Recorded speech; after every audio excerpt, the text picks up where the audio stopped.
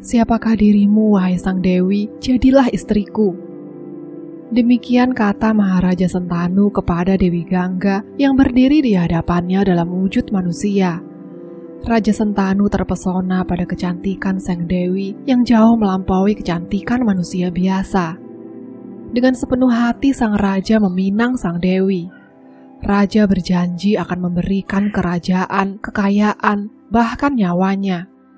Dewi Gangga menjawab, "Paduka Raja, aku bersedia menjadi istrimu, asalkan engkau atau siapapun tidak boleh menanyakan dari mana dan siapakah aku sebenarnya.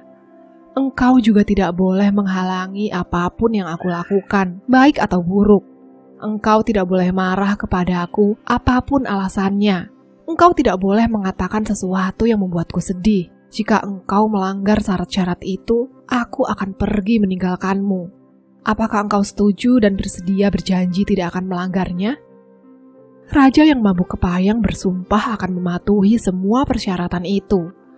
Akhirnya, Dewi Gangga diperistri dan tinggal bersama Raja Sentanu. Hati sang raja terpikat oleh kesederhanaan, keanggunan, dan cinta Dewi Gangga yang tidak pernah surut. Mereka menjalani kehidupan yang amat membahagiakan. Tak terasa, waktu berlalu sangat cepat. Dewi Gangga melahirkan banyak anak.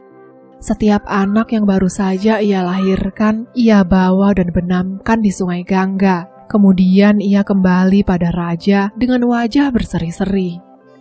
Melihat tindakan istrinya yang sedemikian kejam, Raja Sentanu merasa cemas dan sangat sedih. Tapi ia hanya dapat menyimpannya dalam hati. Ia ingat pada janjinya dulu. Seringkali raja bertanya-tanya dalam hati, siapakah sebenarnya permaisurinya, dari mana ia berasal, dan mengapa ia bertindak seperti layaknya tukang sihir yang kejam. Karena takut melanggar sumpah dan cinta yang sedemikian besar, raja sama sekali tidak menyalahkan atau mencela perbuatan permaisuri. Demikianlah Dewi Gangga membunuh ke-7 anaknya. Ketika anak ke-8 lahir dan akan dibuang ke Sungai Gangga, Raja Sentanu tidak dapat menahan diri lagi.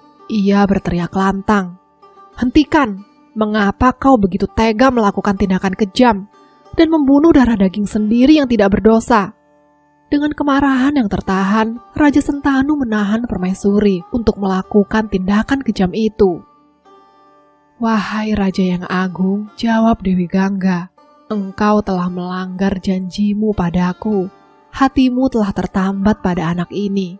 Berarti engkau tidak membutuhkanku lagi. Aku akan pergi. Baiklah, aku tidak akan membunuh anak ini. Sebelum menghakimiku, dengarkan penjelasanku dulu. Sebenarnya aku adalah Batari Gangga yang dipuja para dewa dan manusia. Aku terpaksa memainkan lakon yang kejam ini karena kutuk Resi Wasista. Resi Wasista mengutuk 8 wasu sehingga terlahir di dunia manusia. Mereka kemudian memohon kesediaanku untuk menjadi ibu mereka. Dengan perkenanmu, aku melahirkan mereka ke dunia. Sebagai balas budi telah menolong mereka, kelak engkau akan mencapai tempat yang lebih tinggi di alam baka. Aku akan membawa anak bungsumu dan membesarkannya. Kelak aku akan menyerahkan kembali anak ini sebagai pemberianku padamu." Setelah berkata demikian, Batari Gangga menghilang bersama bayi itu. Kelak bayi ini akan dikenal sebagai Bisma. Beginilah kisah mengapa ke-8 wasu terkena kutuk Resi Wasista. Suatu hari mereka pergi berjalan-jalan di pegunungan bersama dengan istri-istri mereka. Di pegunungan itu terdapat pertapaan Resi Wasista. Salah satu dari mereka melihat sapi Resi Wasista, yaitu Nandini yang sedang merumput. Keelokan Nandini sungguh memukau, dan ia pun berseru kepada para istri. Mereka semua terpesona pada binatang yang mengagumkan itu.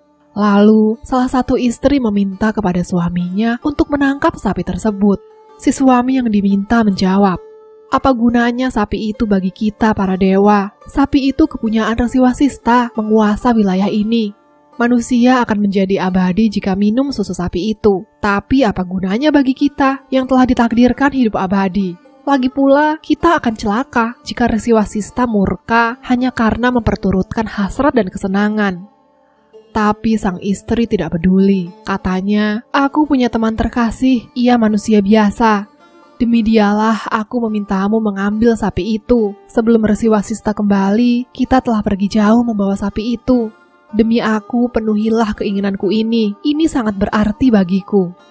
Akhirnya suaminya menurut. Kedelapan wasu itu bersama-sama menangkap Nandini dan anaknya. Lalu mereka melarikannya jauh-jauh. Ketika kembali ke pertapaan, Resi Wasista tidak menemukan Nandini dan anaknya. Sapi itu sangat dibutuhkan untuk upacara persembahan hariannya. Berkat kekuatan yoga, Resi Wasista segera tahu apa yang telah terjadi. Ia amat murka dan mengucapkan kutuk atas para wasu. Resi yang telah meninggalkan keduniawian dan hanya memikirkan masalah rohani mengutuk para wasu akan terlahir ke dunia manusia. Ketika menyadari bahwa mereka terkena kutuk, penyesalan selalu datang terlambat. Para wasu segera bersimpuh di hadapan Resi Wasista untuk mohon belas kasih dan ampunan atas kesalahan mereka. Resi Wasista berkata, kutuk telah terucap dan akan berlaku pada waktunya nanti. Prabasa, wasu yang melarikan sapiku akan menjalani kehidupan yang panjang dalam kemuliaan. Para wasu lain yang segera setelah terlahir di dunia akan lepas dari kutuk. Aku tidak dapat membatalkan, tapi dapat melunakkan kutukanku.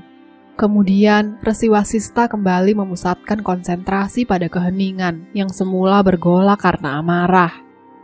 Seorang resi yang sedang bertapa brata memang mendapatkan kekuatan untuk mengutuk, tapi setiap kali ia menggunakan kekuatannya untuk mengucapkan kutukan, tingkat kesucian yang telah dicapai akan berkurang. Mendengar itu, para wasu merasa lega. Kemudian mereka menghadapi Batari Gangga dan memohon, sudilah kiranya Batari menjadi ibu kami. Sudilah kiranya Batari turun ke bumi dan menikahi pria yang bermartabat. Buanglah kami ke Sungai Gangga segera setelah kami lahir. Lepaskan kami dari kutukan. Dewi Gangga mengabulkan permohonan mereka. Ia turun ke bumi dan menjadi permaisuri Raja Sentanu. Ketika Dewi Gangga menghilang dan membawa bayinya yang ke-8, Raja meninggalkan semua kesenangan duniawi dan memerintah kerajaan dengan semangat aksetisme. Suatu hari, ketika berjalan-jalan di tepi Sungai Gangga, dia melihat seorang anak laki-laki yang dilingkupi aura keagungan dan keelokan Dewandra, Raja para Dewa-Dewi. Anak itu sedang bermain panah. Ia berulang kali melepas anak panah ke seberang Sungai Gangga. Tak ada siapa-siapa di dekatnya. Tiba-tiba, di hadapan raja yang sedang takjub pada keelokan dan ketangkasan anak itu, Dewi Gangga menampakkan diri. Sang Dewi mengatakan bahwa anak itu adalah anaknya sendiri. Katanya, wahai Paduka Raja, inilah anak kita yang ke-8. Ia sudah besar, dia kunamai Dewa Brata. Aku mengajarinya menguasai seni perang. Kesaktiannya setara dengan kesaktian para Surama. Ia telah mempelajari Weda dan Wedanta dari Resi Wasista. Ia juga menguasai kesenian dan ilmu yang dikuasai Sukra. Terimalah anak ini, kelak ia akan menjadi pemanah, pahlawan, dan negarawan besar. Kemudian Batari Durga memberkahi anak itu, menyerahkan kepada ayahnya Raja Sentanu, dan menghilang. Dengan riang hati Raja menyambut dan membawa sang putra ke istana. Anak yang dikelilingi aura keagungan dan kemudaan ini dinobatkan menjadi putra mahkota. 4 tahun berlalu. Suatu hari, Raja berjalan-jalan di pinggiran Sungai Yamuna. Tiba-tiba udara menyebarkan keharuman yang luar biasa. Raja mencari sumber keharuman. Ternyata sumbernya berasal dari seorang gadis yang jelita, secantik bidadari kayangan. Berkat kebaikan hati seorang resi, keharuman yang sedemikian luar biasa akan selalu menguar dari tubuh gadis itu. Dan sekarang, seluruh hutan menjadi harum karena kehadiran gadis tersebut. Sepeninggal Dewi Gangga, Raja Sentanu selalu berusaha menahan hasrat dan hawa nafsu.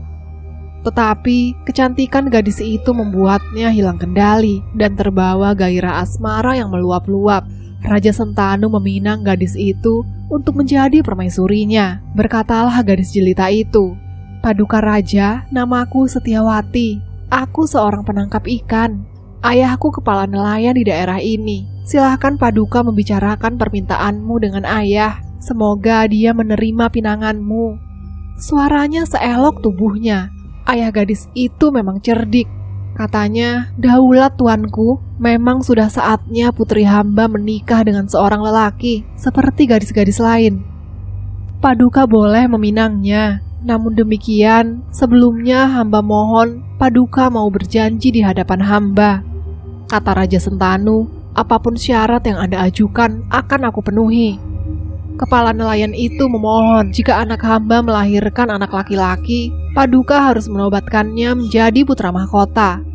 Meskipun sedang dimabuk asmara pada Setiawati, Raja Sentanu tidak dapat menyanggupi persyaratan ayah Setiawati. Ia sadar syarat itu akan berarti menyingkirkan Dewa Brata, putra Dewi Gangga yang seelok dewa, dari posisi putra mahkota. Harga yang terlalu memalukan untuk ditanggung. Oleh karena itu, ia kembali ke istana Hastinapura. Perasaannya campur aduk tidak karuan. Raja menyimpan rapat rahasianya. Ia simpan rapat kegelisahan hatinya. Ia banyak mengurung diri dan melamun. Suatu hari, Dewa Brata bertanya kepada ayahnya, "Ayahanda memiliki semua yang mungkin diinginkan orang, tetapi mengapa ayahanda tampak sedemikian murung? Sepertinya ayahanda menyimpan rahasia yang menyesakkan hati." Prabu Sentanu menjawab, "Anakku, apa yang kau katakan benar.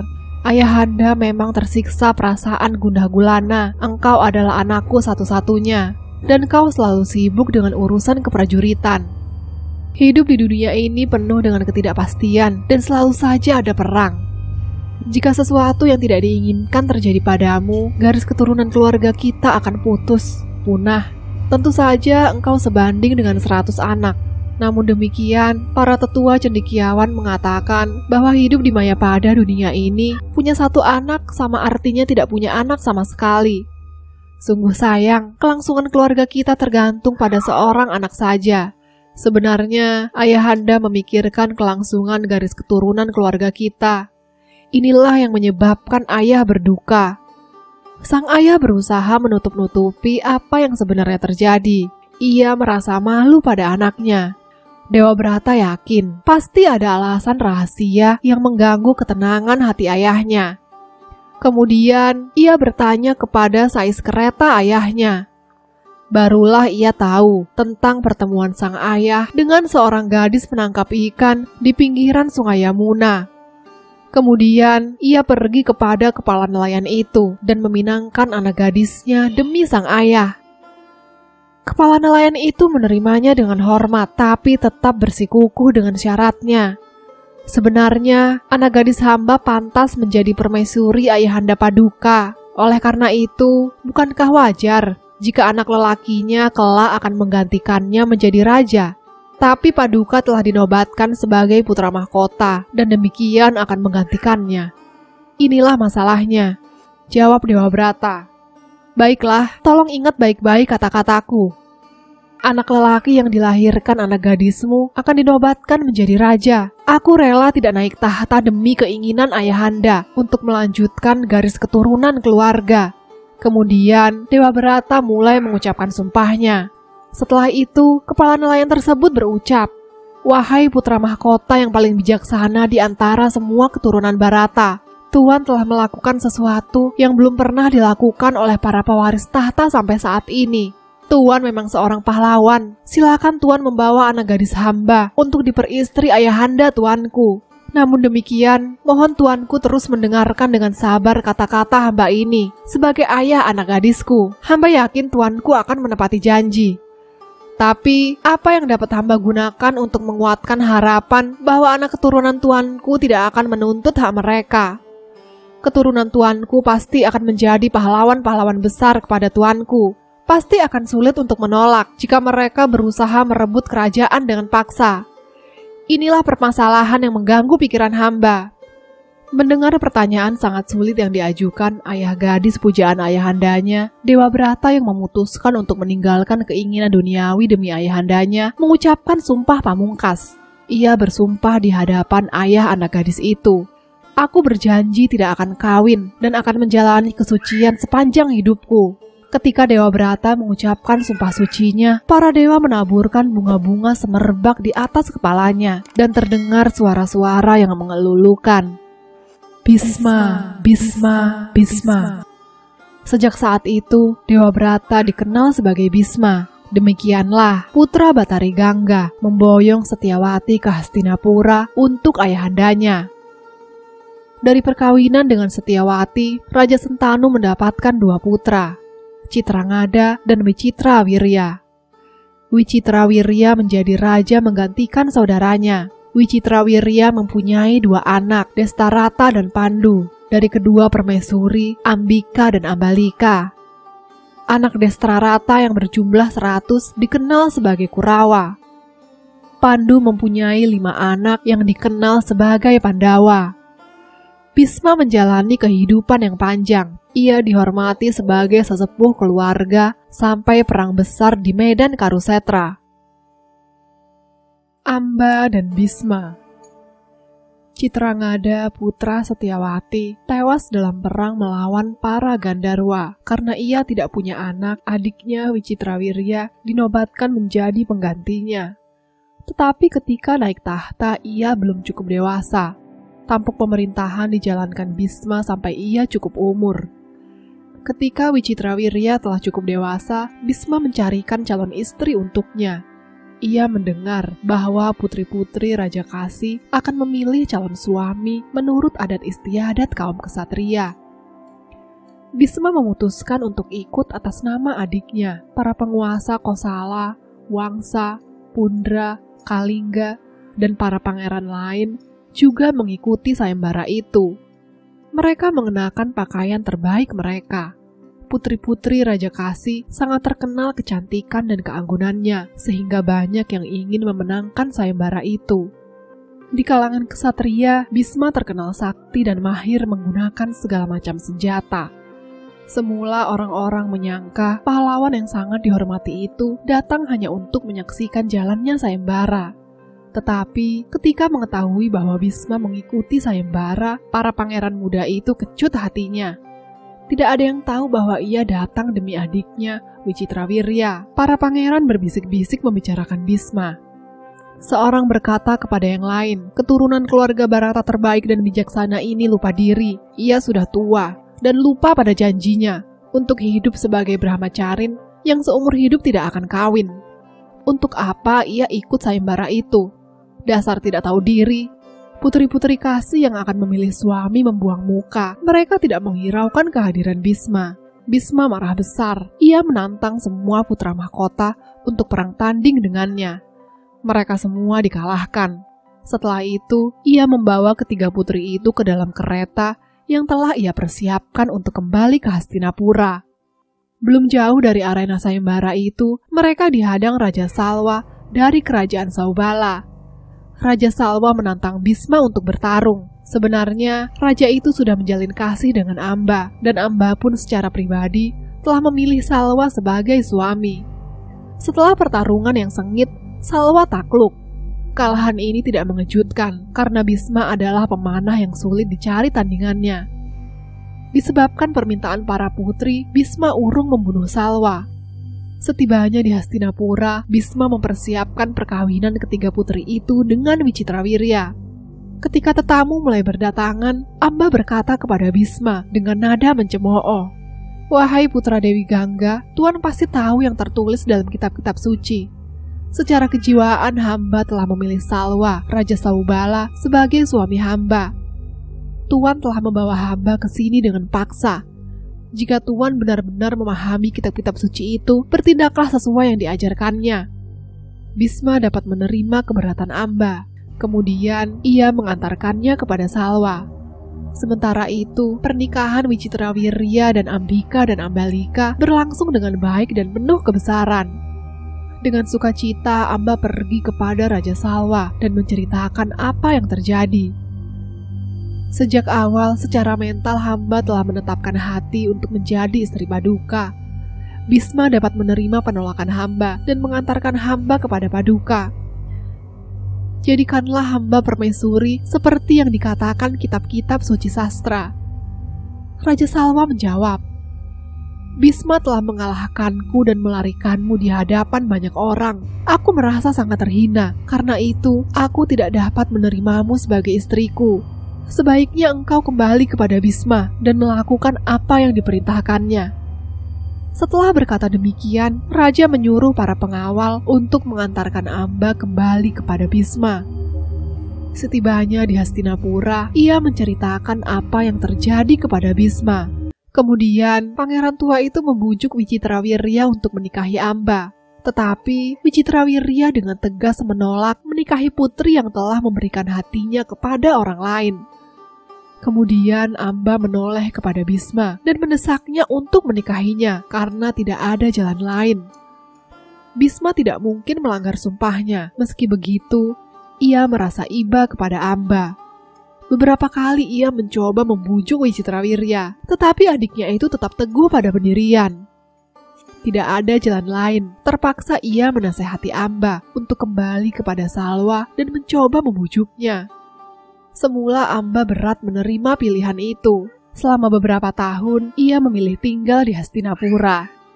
Akhirnya dalam keputusasaan yang dalam, Amba mencoba kembali kepada Raja Salwa. Sekali lagi, dengan tegas Salwa menolaknya. Demikianlah Amba yang jelita menjalani 6 tahun dalam kemurungan dan tanpa harapan.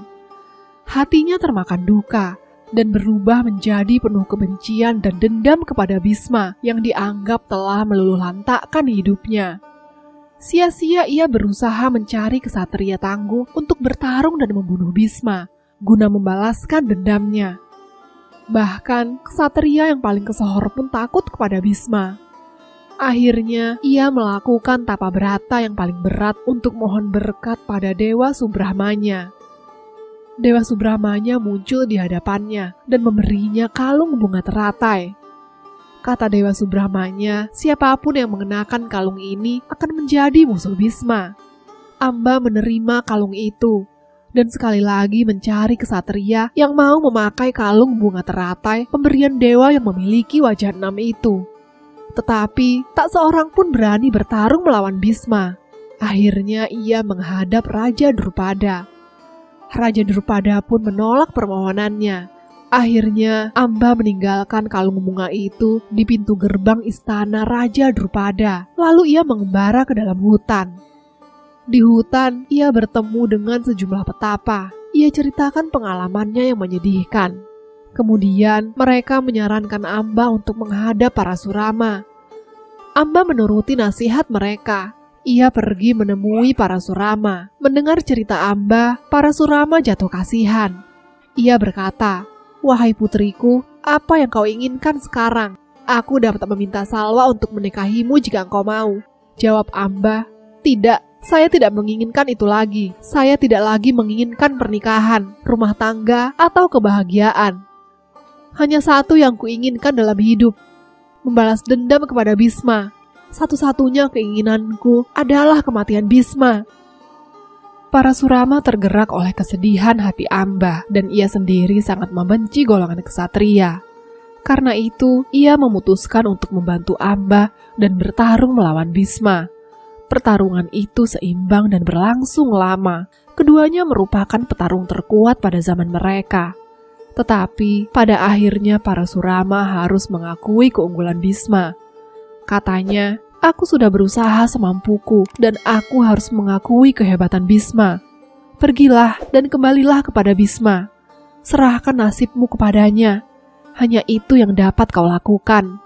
Dengan membawa amarah dan duka, serta terbakar api hasrat membalas dendam, Amba pergi ke Himalaya untuk melakukan tapa berata yang sangat keras.